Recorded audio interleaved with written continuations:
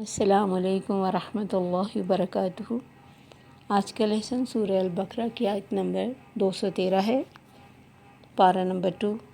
اعوذ باللہ من الشیطان الرجیم، بسم اللہ الرحمن الرحیم۔ رب اشرح لی صدری ویسر لی امری واحلل عقدۃ من لسانی یفقہوا قولی رب زدنی علما اللہم فقہنا فی الدین۔ کان الناس امۃ واحدہ، تھے لوگ ایک ہی امت۔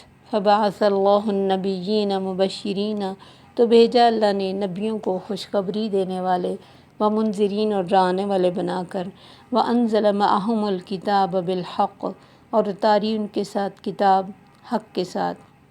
امت ایک گروہ کو کہتے ہیں جو کسی بھی وجہ سے اکٹھے ہوں، نظریات ہو، رنگ ہو، نسل ہو، کوئی بھی بنیاد، یعنی ایک خیال کے لوگوں کو امت کہتے ہیں۔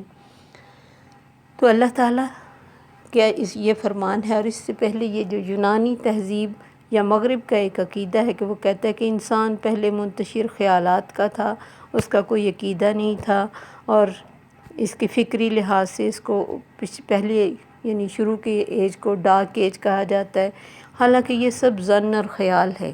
اگر ان چیزوں کو ہم پڑھیں جو انہوں نے لکھی ہیں، جو ان کے کالجز اور اسکولوں میں پڑھائی جاتی ہیں یونانی تہذیب کے نام سے، تو اس میں انسان کو کوئی اچھی حالت میں نہیں بتایا گیا۔ ان کا خیال ہے کہ جیسے جیسے وقت گزرا، انسان کی سوچ جو ہے اور اس کا جو نظریہ ہے وہ اس نے گرو کیا۔ حالانکہ اللہ فرماتے لوگ ایک امت تھے۔ جب اللہ تعالیٰ نے آدم علیہ السلام کو پیدا کیا اور ان کی دنیا میں نسل بڑھی، تو کسی کو شرک کا پتہ نہیں تھا۔ پھر اللہ تعالیٰ نے جب وعدہ الست میں حضرت آدم علیہ السلام کی ساری اولاد کو پیدا کیا اور ان سے پوچھا الست بربکم، کیا میں تمہارا رب ہوں؟ تو سب نے گواہی دی، جس میں ہم بھی شامل تھے، کہ بلا شہیدنا، کہ ہم اس چیز پر گواہی دیتے ہیں کہ آپ ہی ہمارے رب ہیں۔ اور پھر بہت دیر تک دنیا میں کسی قسم کا کوئی اور عقیدہ نہیں تھا، کوئی جھگڑا ہی نہیں تھا، پرسکون کائنات کے ساتھ، جیسے اللہ کی پوری کائنات فرما بردار، انسان بھی فرما بردار تھا۔ پھر حضرت ادریس علیہ السلام کا زمانہ آیا، اس کے بعد نوح علیہ السلام کا زمانہ۔ بے شک شرک نوح علیہ السلام کی قوم میں شروع ہوا کہ ان کے جو بڑے فوت ہو گئے، انہوں نے ان کی یاد کے لیے پہلے تصویریں بنائی، پھر ان تصویروں سے بت بنے، اور بت سے ہی پھر بت پرستی کا آغاز ہو گیا۔ لیکن جب وہ سب لوگ طوفان نوح میں غرق ہو گئے اور صرف 80 لوگ بچے جو نوح علیہ السلام کے تھے، تو وہ بھی توحید پر تھے۔ تو بہت دیر تک دنیا میں ان چیزوں سے اللہ نے لوگوں کو بچا کے رکھا اور ایک امت بن کے جیے۔ پھر ان میں جب اختلاف ہوا تو اللہ نے ان کو حق کے بارے میں بتانے کے لیے انبیاء بھیجے، جو خوشخبری دینے والے بھی تھے اور ڈرانے والے بھی، تاکہ لوگوں کو حق بتایا جائے، اور اس کا مقصد ایک نقطے پر جمع کرنے تھا۔ اس لیے نبی صلی اللہ علیہ وسلم کو خوشخبری سے پہلے انذار کا حکم ہے، جیسے اللہ تعالیٰ نے فرمایا یا ایھا المدثر قم فانذر، اے کپڑا لے کر لیٹنے والے اٹھو اور ڈراؤ، کہ ڈرانا ہے پہلے کہ تمہارا انجام برا ہو سکتا ہے۔ اس کے بعد یہ ضرور ہے کہ آپ نے فرمایا بشروا ولا تنفروا، خوشخبری دو، نفرت نہ ڈالو۔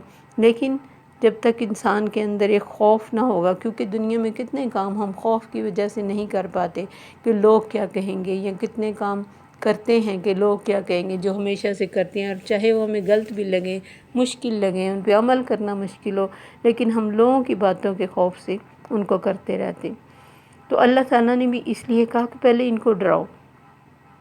اب حضرت آدم علیہ السلام اور نوح کے درمیانی عرصے میں کوئی کتاب نہ تھی، تو پھر لوگوں میں اختلاف ہو گیا۔ اب جب کہ یہ کتاب آ گئی تو اللہ فرماتے ہیں ہم نے پھر انبیاء کو بھیجا کتابیں دے کے۔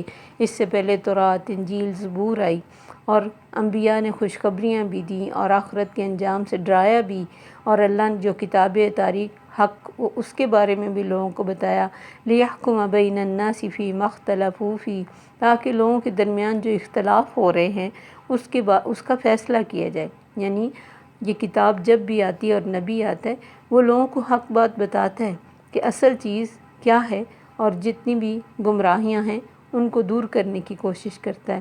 جیسے حدیث قدسی ہے، اللہ فرماتے میں نے اپنے بندوں کو دین حنیف پہ پیدا کیا، شیطان ان کو اصل دین سے گمراہ کرتا ہے۔ اور نبی صلی اللہ علیہ وسلم نے بھی فرمایا کہ ہر بچہ دین فطرت پہ پیدا ہوتا ہے، اس کے ماں باپ اسے مجوسی، عیسائی، یہودی یا کچھ بھی بنا دیتے ہیں، تو انسان اللہ کی طرف سے دین فطرت پہ ہی آتا ہے۔ جسے نبی صلی اللہ علیہ وسلم نے فرمایا کہ بنی اسرائیل میں 72 فرقے ہوئے اور میری امت میں 73 ہوں گے، لیکن وہی حق پر ہوگا جو کتاب اور سنت پر عمل کرے گا۔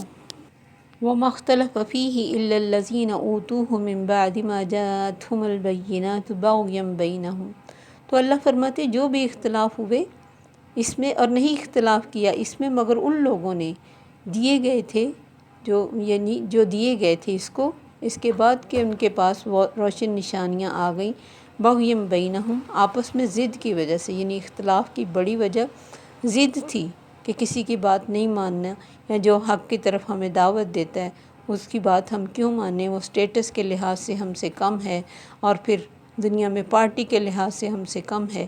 تو ضد کی بہت ساری وجہ ہوئیں، جیسے بنی اسرائیل کو یہ ضد ہوئی کہ بنی اسماعیل میں سے کیوں آئے، تو اللہ تعالیٰ نے جو ایک حد لگائی اس حد سے انہوں نے ہمیشہ بڑھنا، بغین کا مطلب حد سے بڑھنا ہے۔ جیسے اللہ تعالیٰ نے سورہ نحل میں فرمایا ان اللہ یأمر بالعدل والاحسان وایتاء ذی القربی وینہی عن الفحشاء والمنکر والبغی۔ تو اللہ ان 3 چیزوں سے جس سے روکنے سے اللہ نے روکا ہے، وینہی عن الفحشاء والمنکر، بے حیائی، برائی اور بغض سے۔ اور یہ بغاوت چاہیے کوئی ایک انسان کرے، وہ معاشرہ کرے یا پوری قوم کرے، جس کے بارے میں نبی صلی اللہ علیہ وسلم نے فرمایا جس میں حیا نہیں وہ جو چاہے کرے، اس کے لیے سب رکاوٹیں ختم ہے۔ وہ اپنے نظریے کے ذریعے بھی غلبہ پانے کی کوشش کرتا ہے، وہ بحثوں کے ذریعے بھی غلبہ پانے کی کوشش کرتا ہے، اور وہ کسی دوسرے انسان کو برداشت نہیں کرتا۔ حالانکہ یہ ضروری نہیں ہے کہ ایک انسان ایک بات کو جس لیول پہ سمجھا ہو، دوسرا یا پھر دوسرے لیول پہ سمجھا ہو تو دوسرا غلط ہی ہو، یہ ضروری نہیں ہے۔ بعض دفعہ سمجھنے کے فرق کے ساتھ اپنی اپنی جگہ تو صحیح کہہ رہے ہوتے ہیں، لیکن بڑی وجہ بغاوت ہوتی کہ ہر انسان چاہتا ہے کہ میری اتھارٹی ہو، حالانکہ وہاں جا کے اس چیز کو وہ کوسے گا کہ حلق انی سلطانیہ، کہ دنیا میں بڑا بننے کی خاطر جو میں نے حق کو ٹھکرا دیا، آج وہ میرے کسی کام نہ آیا۔ اور پھر جو حق پہ غالب آنے کے لیے بحث و مباحثہ کرتا ہے، ان کے بارے میں آتا ہے کہ وہ کہیں گے وَكُنَّا نَخُوضُ مَعَ الْخَائِضِينَ، ہم تو بحثیں کرنے والوں کے ساتھ بحث کیا کرتے تھے۔ تو یہ جو جراثیم ہے آگے بڑھنے کا یا حدود کو کراس کرنے کا، یہ بہت بڑے انسان میں بھی آ سکتا ہے اور چھوٹے میں بھی، کہ وہ بھی کسی کو اپنے سے، کوئی بھی انسان کسی بھی لیول پہ اپنے سے دوسرے کو آگے نہ بڑھنے نہ دے اور حق کو نہ سمجھے۔ تو اختلاف ہونے کی بڑی وجہ نفس کی خواہش کے پیچھے لگنا، یا پھر شخصیت پرستی، یا پھر امیدیں اور خیال و گمان کتاب سے دوری۔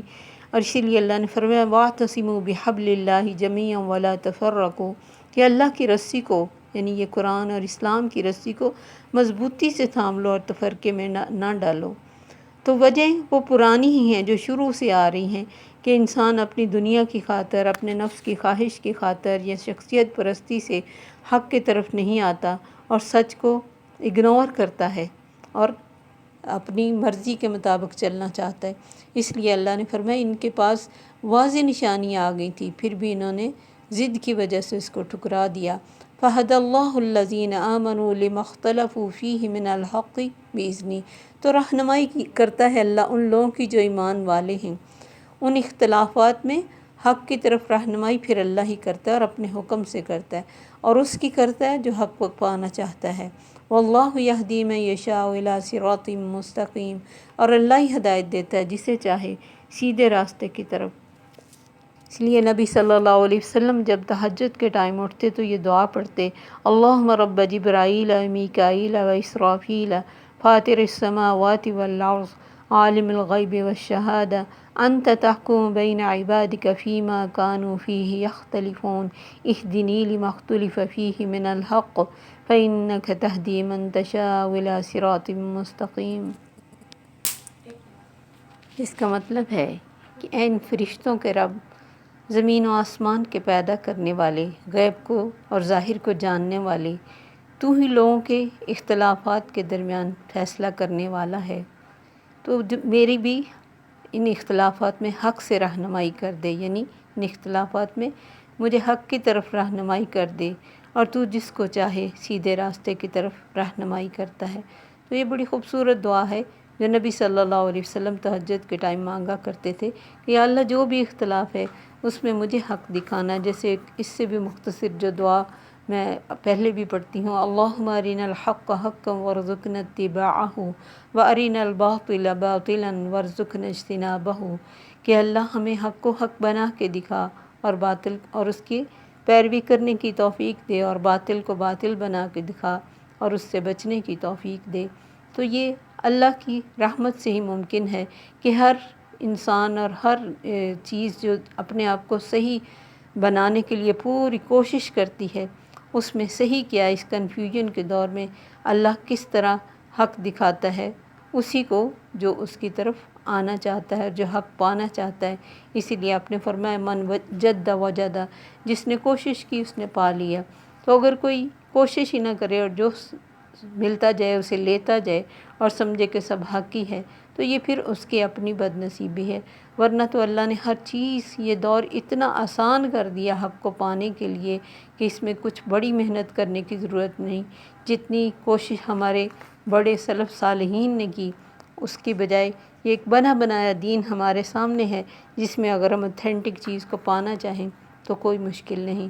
تو اللہ سے دعا ہے کہ وہ ہمیں اپنی رحمت سے ہمیشہ ہدایت کے راستے پہ رکھے اور سیدھے راستے پہ چلاتا رہے۔ السلام علیکم ورحمۃ اللہ وبرکاتہ۔ سبحانک اللہم وبحمدک، اشہد ان لا الہ الا انت، استغفرک واتوب الیک۔